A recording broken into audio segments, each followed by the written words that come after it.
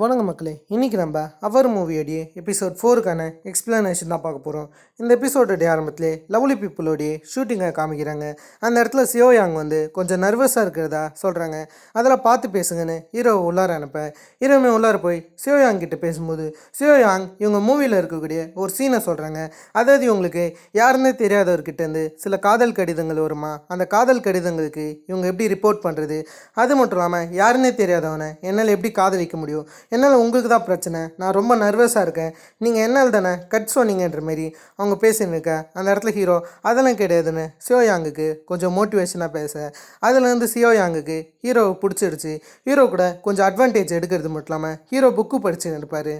அந்த சமயத்தில் இவங்க ஹீரோ கிட்ட நெருங்கிறது மட்டும் இல்லாமல் ஹீரோவுக்கு கிஸ் கொடுக்குற மாதிரி காமிக்கிறாங்க. ஃபுல் அண்ட் ஃபுல் கொடுத்தாங்களான்னு காமிக்கல, அதை ஹீரோ அவாய்ட் பண்ணாரானோ ஒழுங்காக காமிக்கல.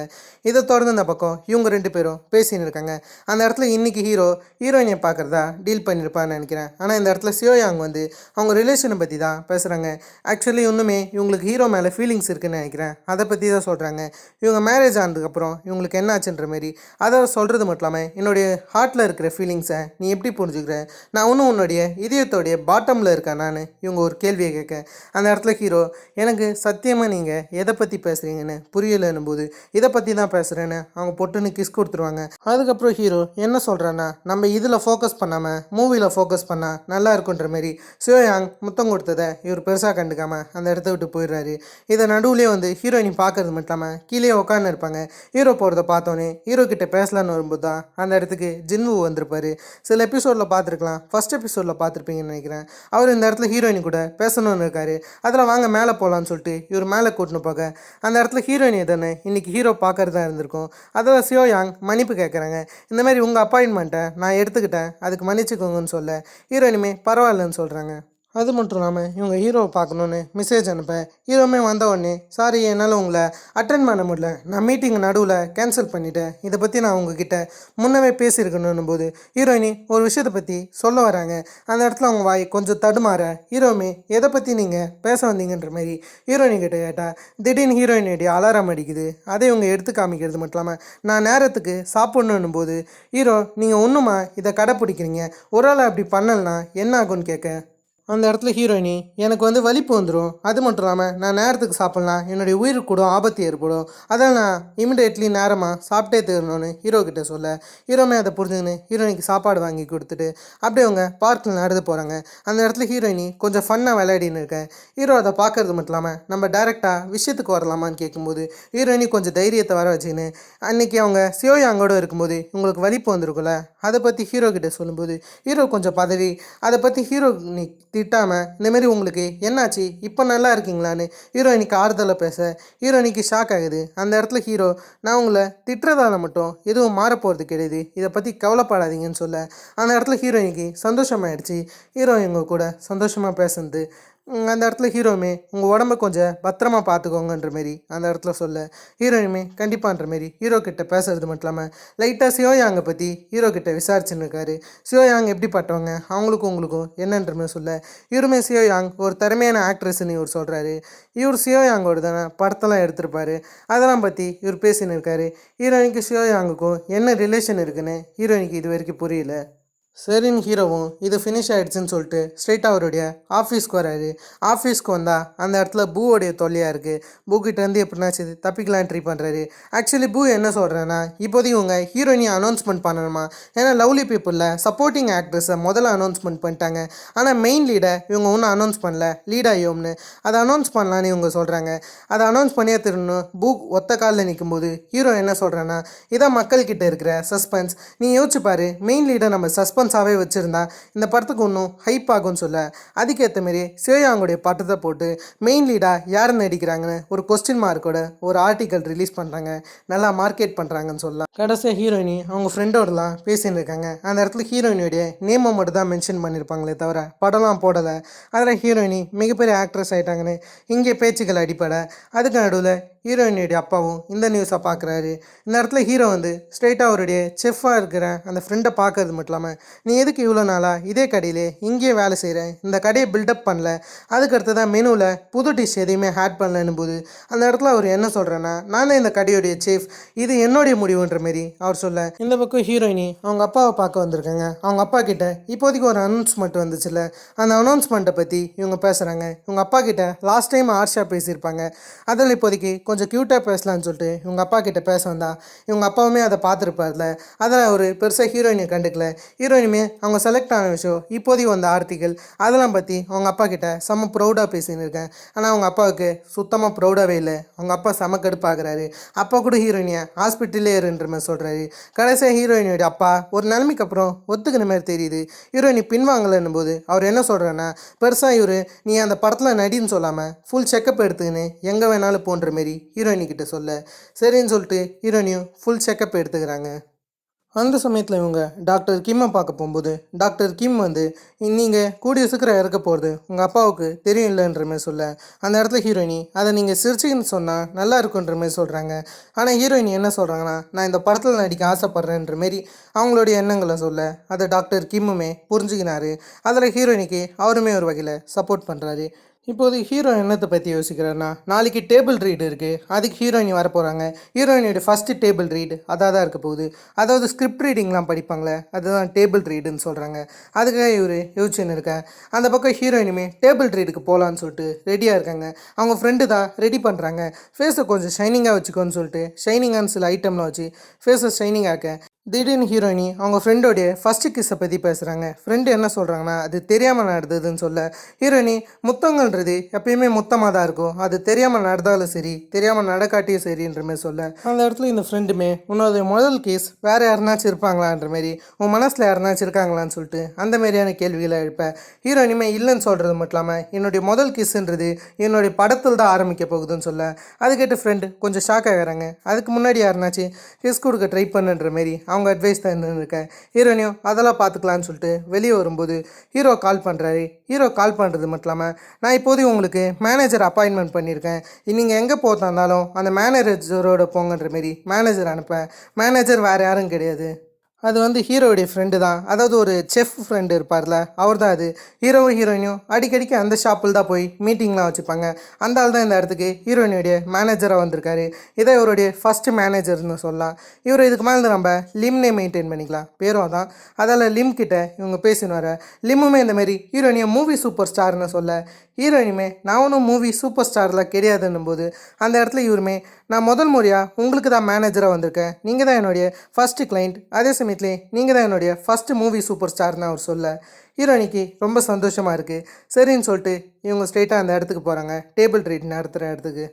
ஹீரோவும் ஹீரோயினும் வந்ததை பார்த்து சந்தோஷப்பட்டேன். அந்த இடத்துல லிம் வந்து நானா மேனேஜர்னு எல்லாருக்கிட்டையும் சொல்ல, ஹீரோ லிம்மை தனியாக கூப்பிட்றது மட்டும் இல்லாமல், நீ இந்த விஷயத்த சீக்ரெட்டாக வச்சுக்கோ, நீ இதை மற்றவங்க கிட்ட சொல்லாதன்னு. நான் எதுக்கு மற்றவங்க கிட்ட மேனேஜர்னு சொல்லக்கூடாதுன்னு கேட்கும்போது, ஏன்னா வெறியும் டெம்பரரி மேனேஜர் தான், அதை மறந்துடாதுன்ற மாரி ஹீரோ சொல்கிறாரு. சரின்னு ஹீரோயினியும் போய் அவங்க சீட்டில் உட்காடுறாங்க. இதில் முக்கியமான விஷயம் என்னன்னா, ஹீரோயினுடைய ரோலோடைய நேமை ஞாபகம் வச்சுக்கோங்க. கியூவானன்னு கூடிய ஒரு ரோலில் தான் ஹீரோயின் நடிக்கிறாங்க. அதில் இவங்களுக்கு பக்கத்துலேயே தான் கியூவானோடைய அப்பாவும் இருக்கார், ஐ மீன் அந்த ரோலோடைய அப்பா. அந்த சமயத்தில் ஹீரோயினுடைய ஒரு ஸ்கூல் ஃப்ரெண்டு வராங்க. வரது மட்டும் இல்லாமல், நீ ஸ்கூலை விட்டு காணாமல் போயிட்டேன்னு நினச்சேன், திடீர்னு இங்கே எப்படி வந்த, அது மட்டும் இல்லாமல் நீ எப்படி லீட் ரோல் நடிப்புன்ற மாரி அவங்க பேசுகிறாங்க. இவங்களுக்கு ஹீரோயினுடைய டெர்மினல் இல்னஸை பற்றி தெரியாதுன்னு நினைக்கிறேன். சரி, நான் அவங்களும் போய் உட்கார, கொஞ்சம் ஹீரோயினி நர்வஸாக இருக்காங்க இந்த டேபிள் ரீடால். சரின்னு டேபிள் ரீடும் நடக்க ஆரம்பிக்குது. ஹீரோயினி கொஞ்சம் நர்வஸாக இருக்கிறதுனால சில டைலாக் மிஸ் ஆனாலும் எப்படியோ அந்த டேபிள் ரீடை ஃபினிஷ் பண்ணிடுறாங்க. அதை லிம்முமே அந்த பக்கம் ஃபிலிம் எடுத்துக்கிறாரு. சரி, இந்த பக்கம் எல்லாருமே விடை கொடுக்குறாங்க. ஹீரோயினி போகலான்னு இருக்கும்போது அந்த இடத்துல சியோயா அங்கே பார்க்க ஹீரோயினி மன்னிப்பு கேட்குறாங்க. ஏன்னா கொஞ்சம் நர்வஸாக சில டைலாக்லாம் மிஸ் பண்ணியிருப்பாங்க. சியோயாங் வந்து ஃபஸ்ட் டைம் இப்படி தான் இருக்கும், இதை நினச்சி நீ பெருசாக கவலைப்படாதன்ற மாரி சியோயாங் சொல்கிறாங்க. அப்புறம் பார்க்கலான்ற மாரி பேசிட்டு அந்த இடத்த விட்டு சியோயாங் போக, இந்த பக்கம் ஹீரோ சோயின்னு ஒரு ஆள் கூட பேசின்னு இருப்பார். அதாவது லவ்வின் ஒயிட் ஹீரோயினுடைய அப்பாவை நடிக்கிற அந்த ஆக்டர், அவரதோடைய பேர் தான் சோயின்றது. அவர்கிட்ட வந்து உங்களுடைய உடல்நலம் நல்லா இருக்கா, உங்கள் உடல்நிலையை பார்த்துக்கோங்க, நீங்கள் நல்லா இருக்கீங்களான்ற மாரி அவருக்கு உடல் ரீதியாக என்னமோ ஒரு பிரச்சனை இருக்குன்னு நினைக்கிறேன். அதை ஒரு விசாரிச்சுன்னு இருக்கேன். அந்த இடத்துல சோயுமே நான் பர்ஃபெக்டாக இருக்கேன், பர்ஃபெக்டாக டேப்லெட் எடுக்கிறேன்னு தான் சொல்கிறாரு. சரின்ற மாரி இந்த இடத்துல இவங்க 2 பேரும் பேசிட்டு அப்படியே அந்த இடத்த விட்டு போயிடுறாங்க. ஃபஸ்ட்டு சோய் தான் போகிறாரு. சரின்னு ஹீரோவும் சோய் போகிறத பார்த்துன்னு இருக்க. இதுக்கு நடுவில் அப்படியே ராத்திரி ஆகிடுது. ராத்திரி ஆகும்போது ஹீரோயினி மட்டும் அவங்க ஸ்கிரிப்டை திரும்ப இந்த மாதிரி படித்து பார்த்துன்னு இருப்பாங்க. அந்த சமயத்தில் அந்த இடத்துக்கு ஜின்வு வராரு. ஜின்வு வரது மட்டும் இல்லாமல் இந்த மாதிரி ஹீரோயினிக்கிட்ட அட்வைஸ் பண்ணுறாரு. அவங்க நர்வஸாக இருப்பாங்களே அதெல்லாம் பற்றி ஹீரோயினிக்கிட்ட அட்வைஸ் பண்ண ஹீரோயினி சரின்னு சொல்லிட்டு ஜின்வுவோட பேசின்னு இருக்காங்க. ஜின்வுவுமே உங்களுக்கு எதனாச்சும் ஹெல்ப் வேணும்னா என்னை காண்டாக்ட் பண்ணுங்கன்ற மாரி ஹீரோயினி கூட பேசின்னு இருக்கும்போது அந்த இடத்துக்கு ஹீரோ வர. சரி இந்த பக்கம் ஜின்வுவுமே அப்புறம் பார்க்கலான்னு போக அந்த இடத்துல ஹீரோ வந்து ஸ்கிரிப்டில் இருக்கிற சில விஷயங்கள்லாம் ஹீரோயினிக்கிட்ட கேட்டு திருத்திக்கிறாரு. என்னன்னு கேட்டிங்கன்னா ஹீரோயின் டெர்மினல் பேஷண்ட்டாக இருக்காங்களே அதெல்லாம் அவங்க டெர்மினல் இல்னஸை மூவியில் தப்பாக காமிக்கக்கூடாதுன்னு ஹீரோயினிக்கிட்ட கேட்டு எல்லாத்தையும் திருத்திக்கிறாங்க. ஹீரோயினிக்கிட்ட சிலது பேசுறது மூலியமா ஹீரோ அந்த லவ்ன்ற விஷயத்த கொஞ்சம் புரிஞ்சுக்கிறாருன்னு சொல்லலாம். ஏன்னா ஹீரோ எடுக்கிறது ஒரு ரொமான்ஸ் ஃபிலிம். ஹீரோ என்ன நினைக்கிறாருன்னா லாஸ்ட்டில் தான் ரொமான்ஸ் ஷைன் ஆகிறதா இவர் நினைக்கிறாரு அந்த படத்தில். அது ஹீரோயின்கிட்ட பேசுறது மூலிமா கொஞ்சம் தெளிவாகுது. ஹீரோயினுமே இவங்க டேபிள் ரைடில் எடுத்த சில ஃபிலிம்லாம் பார்த்து கொஞ்சம் சந்தோஷப்பட ஹீரோ நடுராத்திரி நேரமாக ஹீரோயினுக்கு கால் பண்ணுறது மட்டும் இல்லாமல் நீ யார் கூடயுமே கான்டாக்ட் வச்சுக்காத, நான் கூப்பிட்டா மட்டும் நீ வா, எக்ஸப்ட் சியோயாங்கையும் சேர்த்து தான் சொல்கிறேன், யாருமே நீ பார்க்காதன்ற மாரி ஹீரோயினுக்கு ஒரு எச்சரிக்கை தர. ஹீரோயினுமே சரின்ற மாரி ஹீரோடைய காலை வச்சுட்டு அதே இடத்துலையே தூங்க ஆரம்பிக்கிறாங்க. இந்த பக்கம் ஹீரோயினியை பார்க்க மிஸ் கோ வந்திருப்பாங்க. மிஸ் கோ உள்ளார போகலான்னு பார்த்தா லிம் உள்ளாரே விட மாட்டார். அந்த சமயத்தில் ஹீரோயினி வெளியே வந்ததுனால எப்படி அந்த பக்கம் மிஸ் கோ ஹீரோயினிக்கிட்ட நீ இந்தமாரி எங்கள் கூட சைன் பண்ணிக்கோ, உனக்காக ஏகப்பட்ட ப்ராஜெக்டை நான் பிடிச்சி கொடுக்குறேன்னு ஹீரோயினிக்கு பேராசவாலியை காமிச்சா. ஹீரோயினி தான் இந்த ஒரு படத்துக்கு அப்புறம் சாக போகிறாங்களே எப்படி ஒத்துப்பாங்க, அதில் ஹீரோயினி சைன் பண்ணவே முடியாதுன்னு ஒத்த காலில் நிற்க. இந்த சைடு வந்து ஹீரோவை காமிச்சா ஹீரோ ஜங்னோ சினிமாவுக்கு போகிறது மட்டும் இல்லாமல் அந்த இடத்துல ஒரு லேடி இருப்பாங்க. அந்த லேடிக்கிட்ட உங்களுக்கு இந்த விஷயம் தெரியும் தானே, அந்த கதையை எழுதுந்து உண்மையாலுமே என்னுடைய அப்பா கிடையாது தானேன்ற மாரி அந்த லேடிக்கிட்ட பேசினா அந்த லேடி உள்ளார இருந்து ஹீரோயினை கூட்டார. அவர் ஹீரோயினை பார்த்தோன்னே என்ன பேசுறதுன்னு தெரியாமல் கொஞ்சம் ஷாக் ஆகிட்டு பேச எதுவுமே இல்லைன்ற மாரி கொஞ்சம் ஹீரோயினி மேலே கோவமாக இருக்கிற மாதிரி தான் தெரியுது. யாரையும் மீட் பண்ண வேணான்னு சொல்லியிருப்பாரு. அதில் இவர் பெருசாக எதுவும் பேசாமல் அந்த இடத்த விட்டு போயிடுறாரு. ஹீரோயினும் ஹீரோடைய பின்னாடியே வர. ஹீரோ வந்து நீ இந்த இடத்த விட்டு போயிடு, நீ இங்கே என்ன பண்ணுற, நீ உண்மையாலுமே எல்லாத்தையுமே கேட்டுட்டியான்னு சொல்கிறது மட்டும் இல்லாமல் நான் இந்த இடத்த விட்டு போகிறேன்னு அவர் போக அந்த சமயத்தில் இவர் ஹீரோயினியை வீட்டில் விடுறேன்னு கூட்டின்னு போகிறாரு. அந்த சமயத்தில் இவர் ஹீரோயின்கிட்ட இவருடைய சீக்ரெட்டை பார்த்துக்க சொல்கிறாரு. அதாவது ஒரிஜினலில் லவ் இன் ஒயிட்டை ரைட் பண்ணது இவங்க அம்மா இவங்க அப்பா கிடையாது, அந்த உண்மையை தான் பார்த்துக்க சொல்கிறாரு. அந்த சமயத்தில் ஹீரோ என்னுடைய சீக்ரெட் உங்ககிட்ட இருக்குது, உங்கள் சீக்ரெட்டும் என்கிட்ட இருக்குன்ற மாரி அவர் பேசின்னு இருக்க. இதை நம்ம 2 பேரும் கடைப்பிடிப்போம்னு சொல்ல. அது மட்டும் இல்லாமல் ஹீரோ என்ன சொல்கிறேன்னா நான் இந்த வழிக்கு திரும்ப வந்ததுக்கு காரணம் நான் உண்மையாலுமே லவ் இன் ஒயிட்டை திரும்ப கொண்டாடணும், எல்லாரோடைய மனசுலையும் உண்மையான லவ் இன் ஒயிட் என்னன்னு நான் புரிய வைக்கணும்னு ஆசைப்பட்டேன்னு ஹீரோ சொல்ல. ஹீரோ கொஞ்சம் கஷ்டப்படுறாருன்றதுனால அவருடைய மைண்ட் ரிலாக்ஸ் ஆகிறதுக்குன்னு அவங்க பெயின் கில்லர் தராங்க, தூங்கும்போது எடுத்துக்கோங்கன்னு சொல்லிட்டு கொஞ்சம் ஃபன்னை இவங்க பேச அது ஹீரோவுக்கு கொஞ்சம் நல்லா தான் இருக்குது. சரின்னு சொல்லிட்டு அடுத்த நாள் இவர் வேலைக்கு போனால் அந்த இடத்துல வந்து மிஸ்டர் போ எல்லாத்தையும் ஷெடியூல் பண்ணி வச்சுருக்காரு. சிம்பிளாக இவங்க படத்துக்கு பூஜை போடுறாங்க. அதுக்கேற்ற மாரி இவங்க படத்துக்கு வேண்டின்னு இருக்காங்க சக்ஸஸ் ஆகணும்னு சொல்லிட்டு. எல்லாருமே அந்த இடத்துல இவங்க படம் சக்ஸஸ் ஆகணும்னு செம்மையை வேண்டின்னு இருக்கேன். அதை பார்த்துனும்போது கடைசியாக எல்லாம் முடிஞ்சதுக்கப்புறம் ஹீரோ வந்து ஹீரோயினியை தூரத்துலேருந்து பார்த்து ரசிச்சுக்கின்னு இருக்காரு. ஹீரோயினி கொஞ்சம் ஃபன்னாக பேசுகிறத இந்த பக்கம் ஹீரோ பார்த்து ரசிக்க, ஹீரோவை பார்த்து சியோயாங் ரசிக்கிறாங்க. சியோயாங்குக்கு பொறாமையாக இருக்குது, ஏன்னா ஹீரோ இந்தமாரி ஹீரோயினியை பார்க்குறது. அதை பார்த்த ஜின்வுவும் ஹீரோ கிட்ட வந்து இன்றைக்கி நம்ம சாப்பிட போகலாமான்னு ஹீரோவை கூப்பிட்டேன். சரின்னு ஹீரோ வேறு வழி இல்லாமல் அவனோட வீட்டுக்கு போக அந்த இடத்துல இவன் ஹீரோவுக்கு ஒயினை ஊற்றலான்னு பார்த்தா சியோயாங் முன்னாடி முந்தின்னு ஹீரோவுக்கு ஒயின் பிடிக்காதுன்னு சொல்ல. சரி ஹீரோயினிக்காச்சு கொடுக்கலான்னு பார்த்தா அந்த சமயத்தில் ஹீரோ வந்து ஹீரோயினி ஒயின்லாம் குடிக்க மாட்டாங்கன்னு சொல்ல.